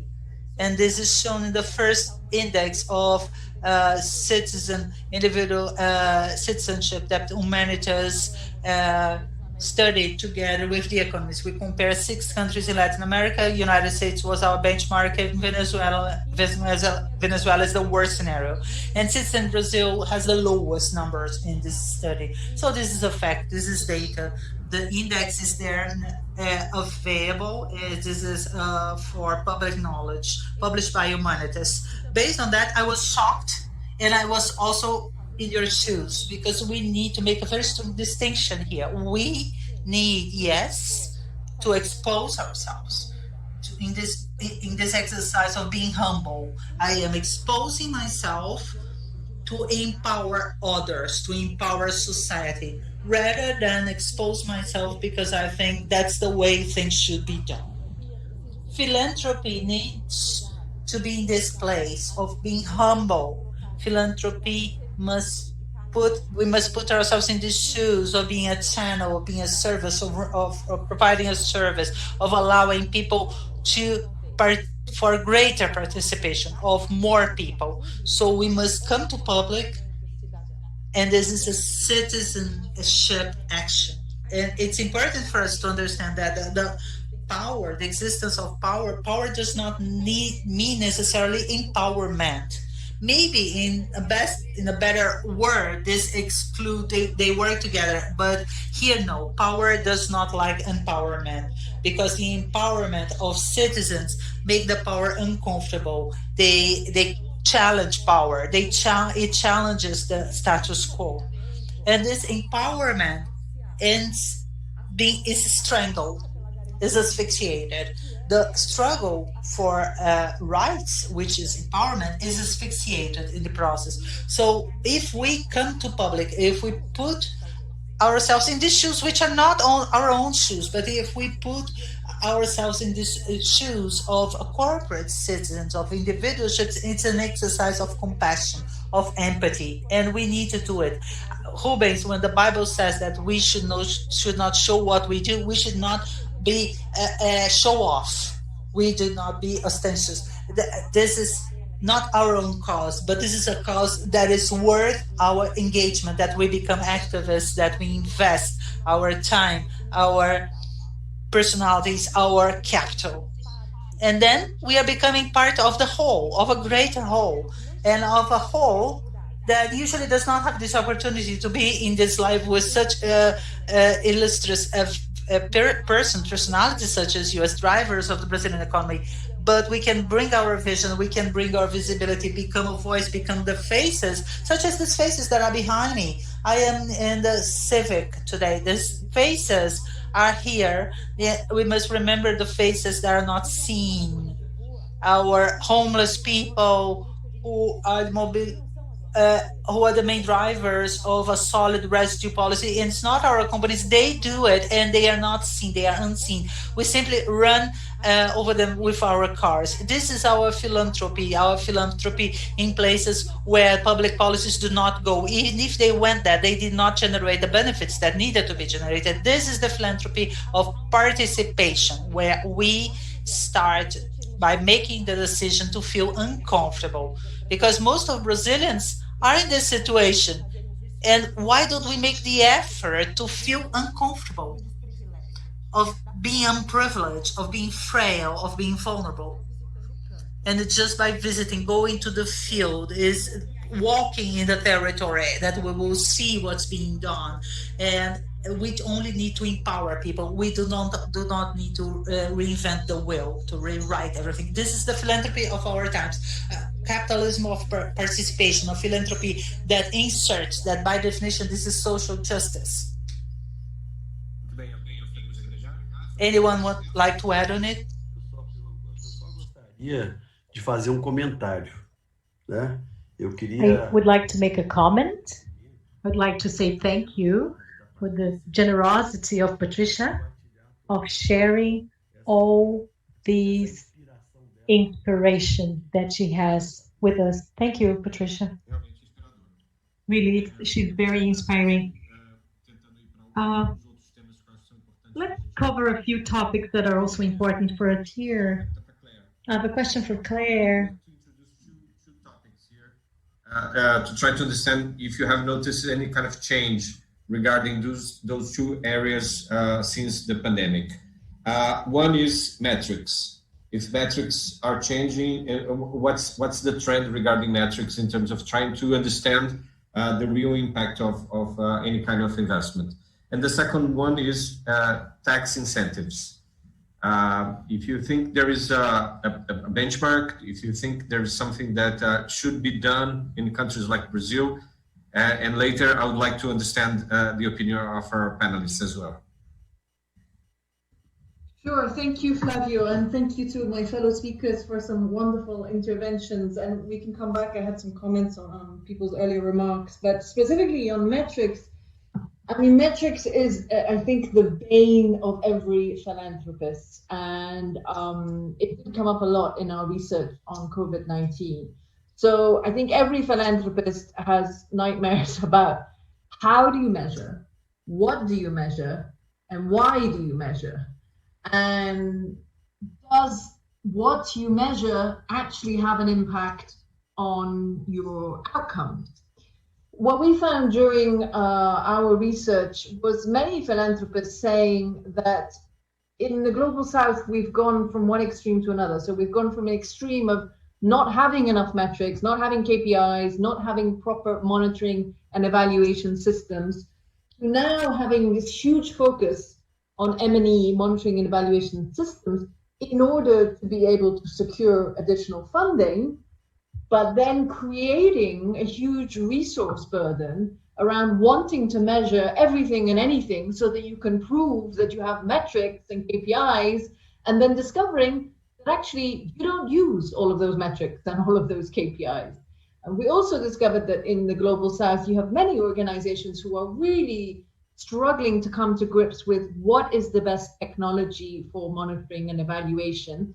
And because they're often suffering from a dearth of funding for capacity building, for core costs, for operational costs, staff costs, you're simply not able to create in-house capacity to navigate the complexities of measuring impact. So there are several global standards around measuring impact. You have now SORI, the social return on investment. You have IRIS++, which is a system developed by the Impact Investing Network, GIN. And a lot of these are sophisticated, complex products. If you're a philanthropist in the Global South and you're struggling to source funding, it's rare and a luxury that you're going to be able to carve out finance to create M&E capacity, monitoring and evaluation capacity, and hire experts in that field. So I think COVID-19 is demonstrating that we need to revisit metrics.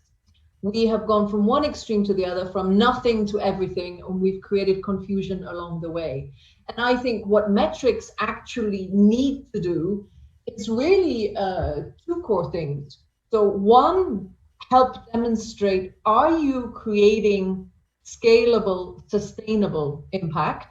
And that's different from just impact. So are you actually having an impact on the community that you work with that is still there in 5 or 10 or 15 years, and it's replicable elsewhere. You can take your model and other communities can share it. So if you take somebody like Patricia with her work with prisons, it's her work something that can be taken elsewhere to other communities. We need to ask ourselves these questions.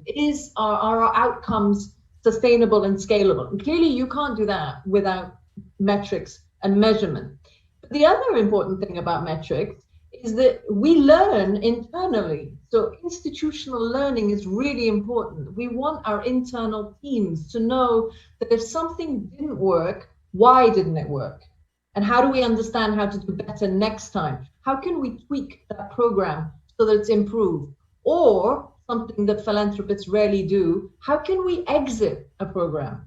If we develop a program and we've been running it for 4 or 5 years and we discover that actually it has very limited impact, then we can stop and exit. But you'd be surprised how many philanthropic organizations continue to run programs that are not having sustainable and scalable impact because they're not using metrics for institutional learning.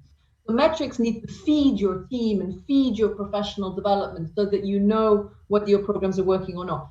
But they can be simple. We don't have to have, sometimes I work with foundations and I find they have, 150 metrics to figure out if they're having impact or not.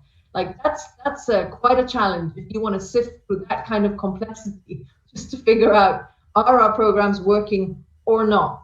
I strongly urge people to have simple, manageable metrics that allow you to assess what you were trying to achieve with your program versus what actually happened. And if what actually happened is not what you wanted, then learn from that and evaluate that information internally, process that internally with your teams and find out how you can do differently or better and speak up about that. It's no crime to say we had a program that was not working. It was well-intentioned, but it's not working for the following reasons.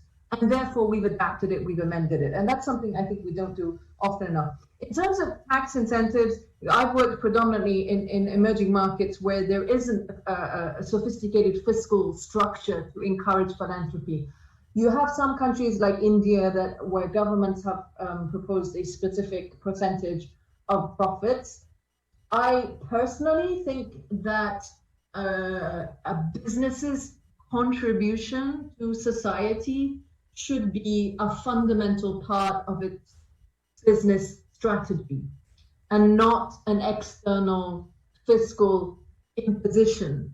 I think that as companies and corporations mature, as many of your speakers have said today, there is growing understanding that we need to manage the negative externalities of business. We need to understand how commercial operations negatively impact society and work on that.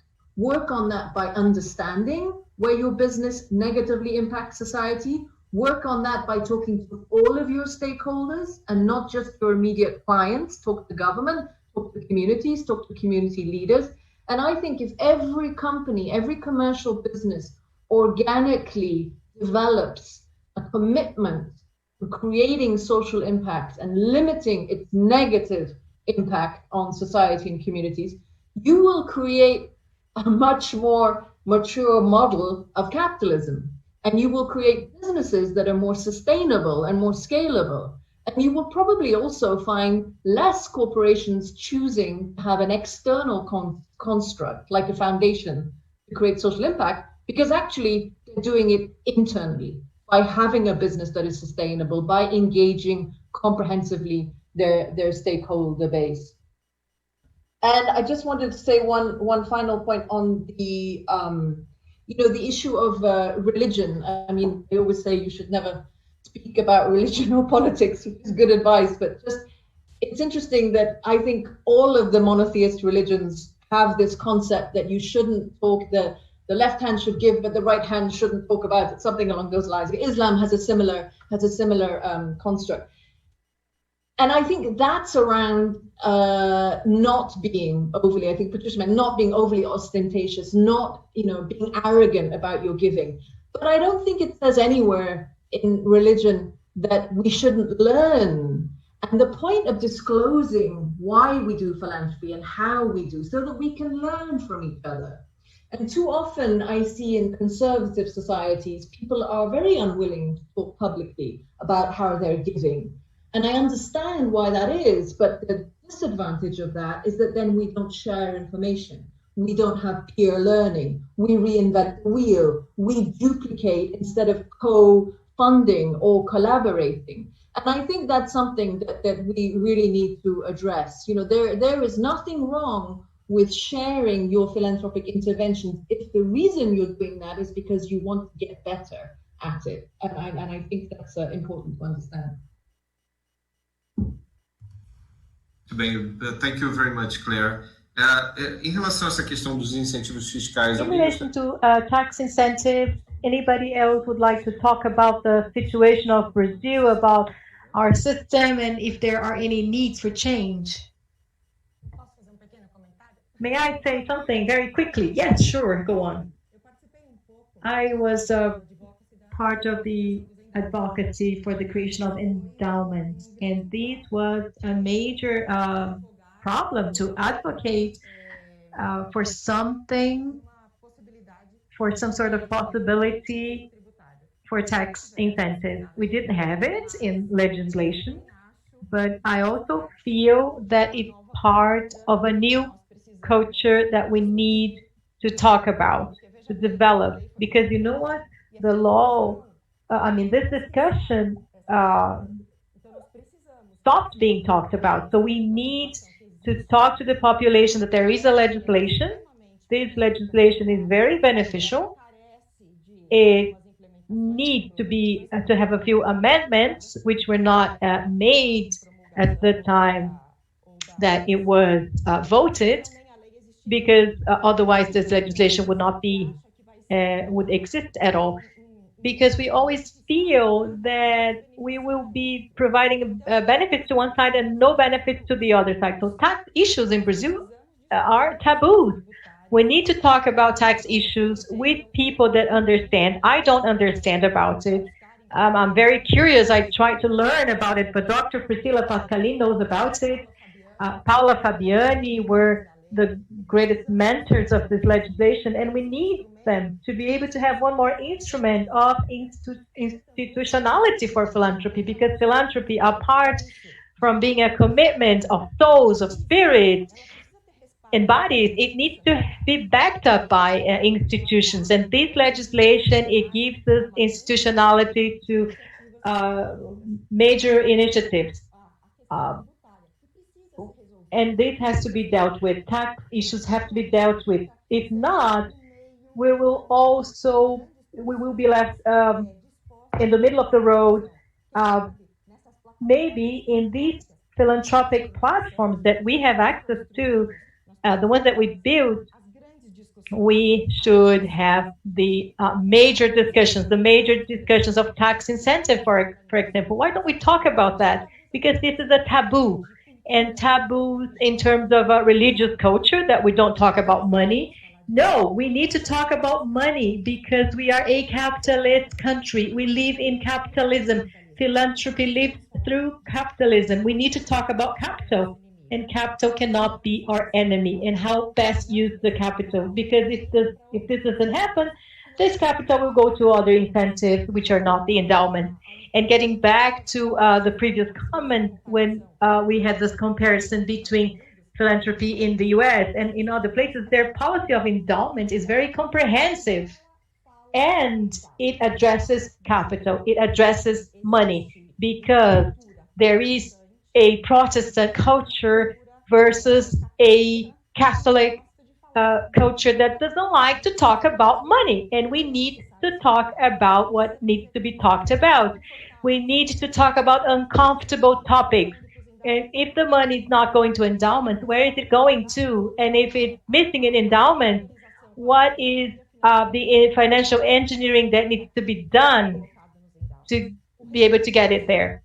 We have the funds. We need to know where it's being used for. It's true that we have more shortage in pandemic time, but the pandemic brought us the capability of innovation and of implementing technologies that we didn't have in the past. May I comment? Sure. I just want to make a comment about the difficulties of donation.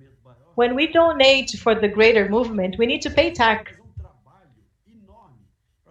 Pagar imposto sobre a doação que você And faz. then you must make like a huge effort in order to not So to pay now, in taxes on your pandemic times, donations.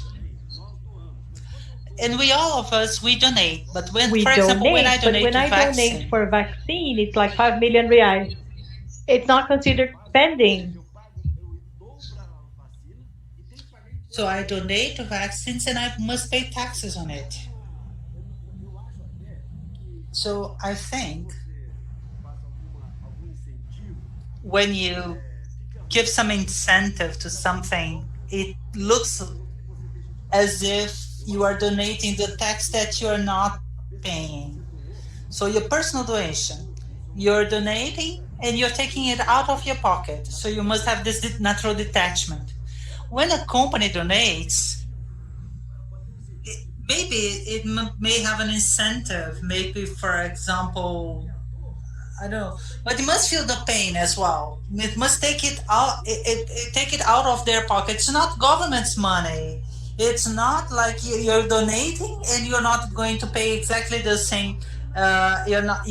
You will be exempted from the same amount in taxes. So to make a philanthropic donation as an individual, or to the company invest in the community as we did in the pandemic, everything that we invested, we could have invested 1.5 times more, because we are going to have to pay income taxes on what we donated. So it's an evil system. It's a mutilation. And it gives companies less opportunity to invest. It's a disencouragement, not an encouragement. Talking about endowment, Patrícia and Ermírio said that what he's going to do in AC Camargo Hospital. This is really nice. But I'm going to tell you about a case. Me and our sons, we graduated from the Federal University of Minas Gerais. Try to donate to a federal university. Try it. It's impossible. It's not that it's impossible, but it's really hard. So you see that endowment in American universities, they make a difference in all aspects, research, grants. We don't have in Brazil an endowment process for universities, in federal universities. So you see that we are still taking baby steps in this aspect. But let's not only blame the government. It's also there to blame, of course. But we are always blaming someone else, but we are to blame as well. It's really basic. Endowment for universities, we don't have it in Brazil. So we are in the Stone Age in terms of endowment, and that's it. Nothing happens by chance. The endowment to universities brought so much benefits to the United States and other countries. When we have Nobel Prizes, Brazil is the only country of this size that has never had a Nobel Prize. And this brings a lot of benefits to society. And when you look in the past, endowments to universities really allowed for Nobel Prizes to develop. So, and I think that the group that we created, Patrícia, this is going to be really good. Endowments to federal university. Let's do it. But once again, we must be the drivers. We must be the locomotive that pull the cars. So when we talk of when we reach the social position of being leaders, we have the obligations. It's not enough like to go to the church and we give like a little money when we go to church on Sunday. So this endowment, this is a typical case. And it's ridiculous. We have to pay taxes on our donations. I'm not asking for fiscal incentives, but to pay taxes on donations only in Brazil. So we must work better on this. We have the incentives and we have exemptions. These are fiscal things. They cannot be mistaken for each other, and we need to clarify that. We may be exempt from paying these taxes, We will not be levied on these taxes. Creating incentives so that this culture gets more spread, that reaches more people, not only those who can do it, but those who should do it. So fiscal issues must be discussed, and our philanthropic platforms should be a media for this expansion of knowledge, for this discussion. So we are heading to the 10 final minutes of our live. So I want to ask each one of you for your final remarks, your comments. Elie, you raise your hand, Elie Horn. So you have the floor. You must unmute yourself.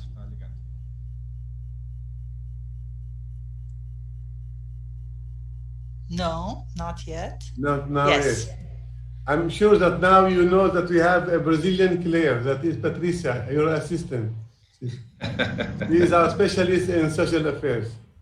Some commentary, some observation.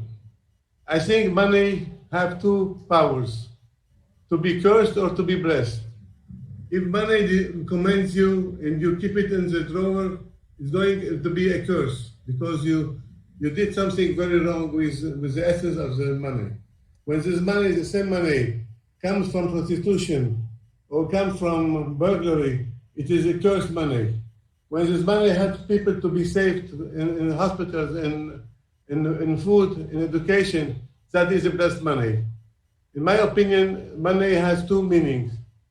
It gives meaning to life in this world for the people who doesn't believe in God. And people who believe in God give us a reward in this earth and the other earth. So it's always a win-win situation. We must give, that is our essence of life. If we don't give, we are slaves of the money. It is a very bad situation to be. Thank you. Sabe as palavras. Quem gostaria de seguir? Wise words. Who would like to follow? Claire, yes. Zé Ermírio, você está no mudo, Zé Ermírio. Oh, Ermírio, you are muted. I'm sorry, Claire. I tried to defend you.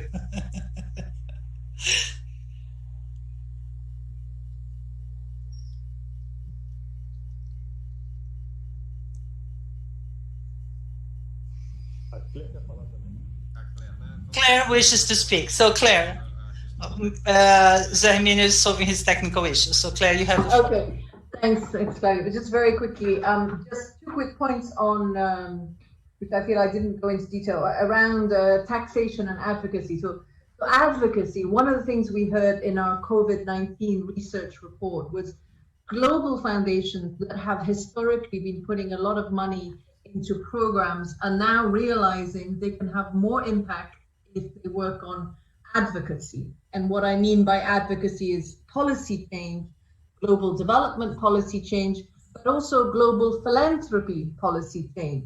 In most of the markets that we looked at, governments are struggling to understand philanthropic capital. In many of them, especially the ones I know best, there is huge fear and paranoia around philanthropic capital because they see it as somehow, back to Patricia's point, creating empowerment that will challenge power. So instead of coming up with effective regulation that can help create endowments and support managed endowments and encourage more capital into this sector, in many markets, they have clamped down and restricted the flow of philanthropic capital at the very time when they need additional resources to support public spending. So I think this is an area where there needs to be a lot more work by international organizations and a lot more cross-global South collaboration. We need to come up with blueprints that work for managing philanthropic capital. They don't necessarily have to be the same as the US model or others, but we need to help governments in emerging markets to understand that philanthropic capital is their friend and not their enemy. And I think that's a space where philanthropists themselves have to work. It's not going to happen automatically. I think we can come together as philanthropic communities and help governments understand the value of this capital. And just a final word around community. As we've seen today, I'm delighted to be part of a new Latino, Brazilian community. It is so important that we work together collaboratively. No individual philanthropist or foundation can create socioeconomic value at scale alone. It is impossible. We have to do it looking at the whole ecosystem, working with government, with individuals, with foundations, with businesses, with international organizations. We need to work collaboratively. And I think that's something that COVID-19 has emphasized more than ever before. We talked about it a lot in the past. Everybody talked about the importance of collaboration. And now we're seeing it because we simply don't have a choice. We cannot create a systemic solution to this horrendously difficult global challenge unless we work together. And I'd just like to thank you all again for giving me this opportunity to share my thoughts with you. It's been fascinating to learn from all of you what's happening in Brazil, and I hope that this series of dialogues continues for long into the future. Obrigada. Muito obrigado a você, Clare. José Ermírio. Thank you, Clare. Thank you very much. José Ermírio now wishes to speak. Yes, yes. Unfortunately, everything in democracy takes a long evolution process. Until the 90s, all public services, schools, public schools, were of excellent quality. From 1990s to the year 2000, 75 million Brazilians were born. This is more than the population of many European countries. This is a challenge that then we don't have public schools, then we don't have health enough for everyone. And after 40 years, this population has aged, 75 million Brazilians. So this is a great challenge. In fact, where we have to sit down with the federal government and see how we can work together, because the examples adopted in São Paulo of partnerships between the state and the private sector worked. So the state must understand that a partnership can be beneficial. Yesterday, there was a discussion of privatization of the health system. This is bullshit. Nobody is discussing that. But how can the private sector help the public sector? To give you an idea, in the last 20 years, the average permanence of a Ministry of Health in Brazil was 18 months.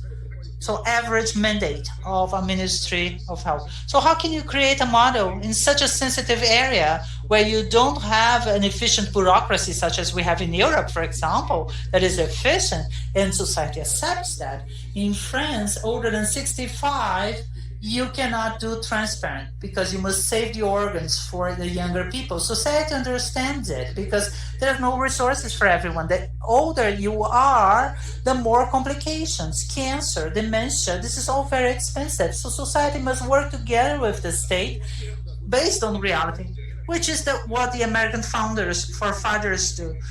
First, they must say, we must protect ourselves against the state. And all the laws were created in this sense. The state is necessary, but we need civil protections also. So instead of giving 40% of your money to the government, you get this 40 minutes, you endow universities, and it's better for the government, and they understand it there. But this is evolutive, it's evolution process, and the whole world must take these steps. Great, it was wonderful to participate with you. Thank you for your participation. Eugênio, final remarks. Thank you, Flávio.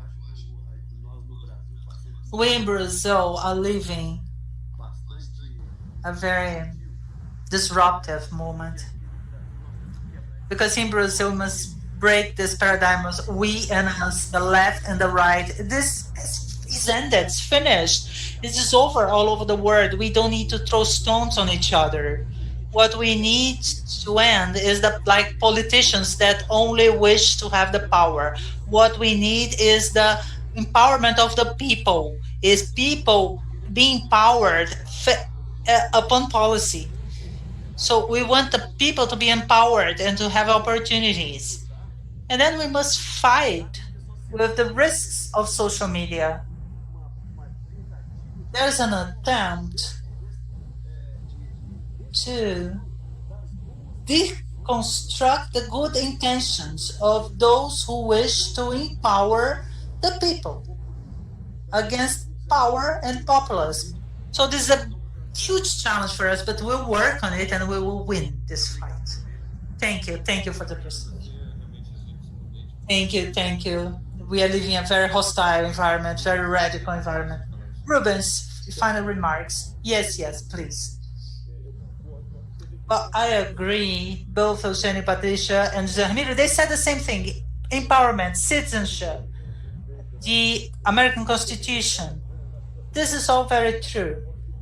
And we can do it. We have the obligation. This is social. We have convinced society, but this we have taken our steps. With a little bit of more traction, we'll turn around the game. But there are other aspects that really concern me. I'm an engineer. I work with engineering, and I know that the projects are really, the design is really expensive. The design of a project of a development is 5 to 8% of the cost. And we don't have philanthropic projects in Brazil because we don't have the habit of doing that. So when you call someone to invest in a project that is ready, it's easy. It's easy to convince them. And this is something, this is one of the pillars of Bem Maior, to invest in projects. If you have a project, people will come. If you have the design, people will come.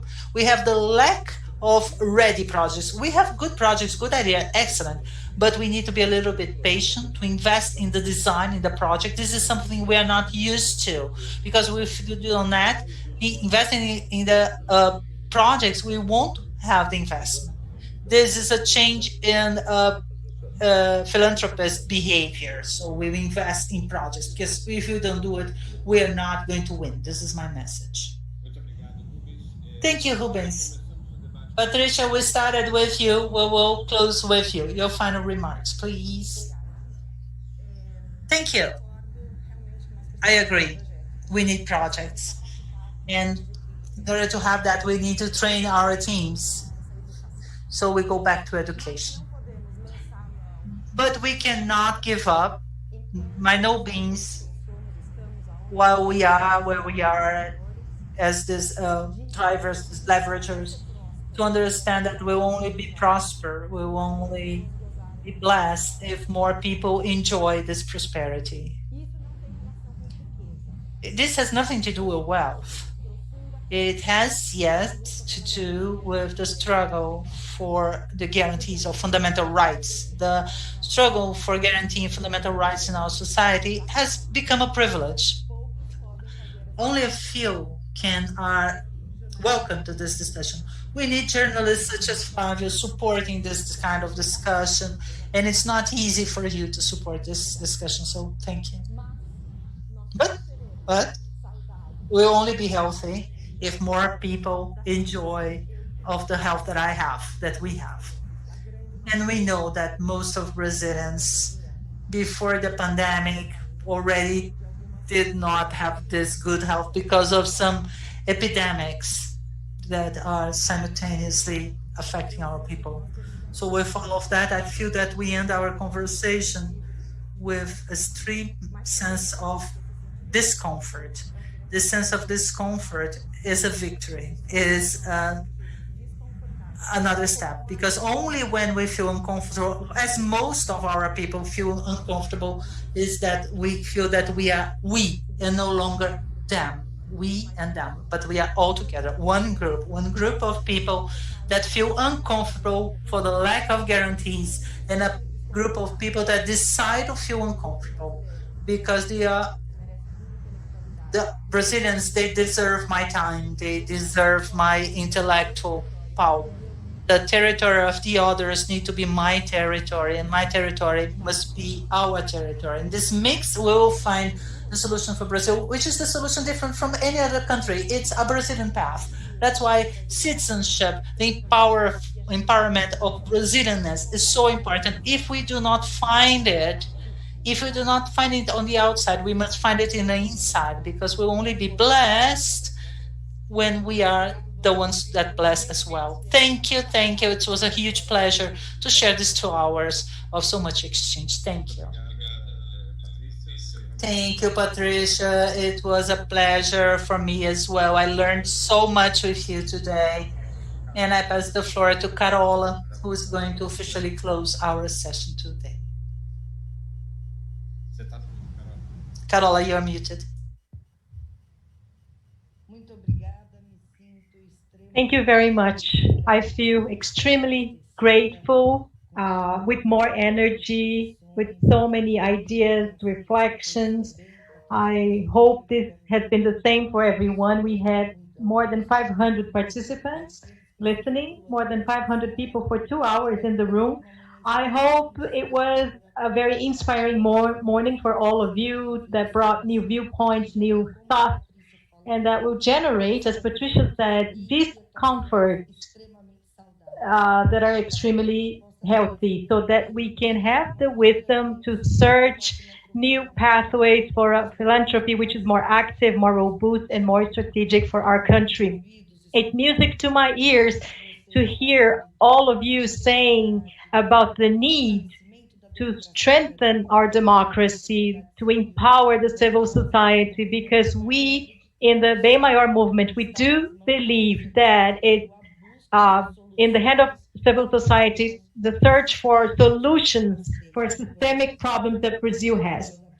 We invest on structuring projects, education, entrepreneurship, local projects, where we are extremely careful throughout Brazil in many different sectors to look at these funds invested with flexibility, with the view of the other, with empathy in terms of the demands that we have. And undoubtedly, we believe in the need of very strong advocacy done by a group of entrepreneurs as yourselves and with the audience that is interested in this topic, so that we can make the legal changes that are needed in our country.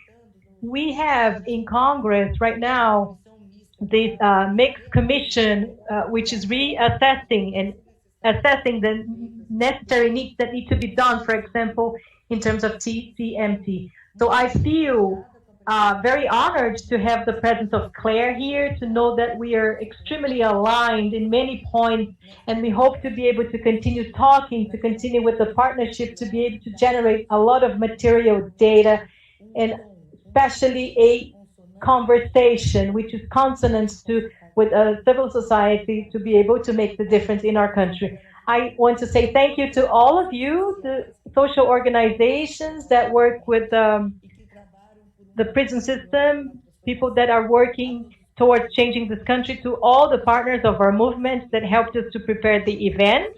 I invite all of you to visit our website, www.movimentobemmaior.org.br, and to follow us in the social media. And the questions that we were not able to answer here, we're going to send the questions to our partners, and we will be able to send you an answer eventually. Thank you very much. We hope that this inspiration is transmitted to everyone here to be able to make the changes in the country, the changes we need. Thank you very much.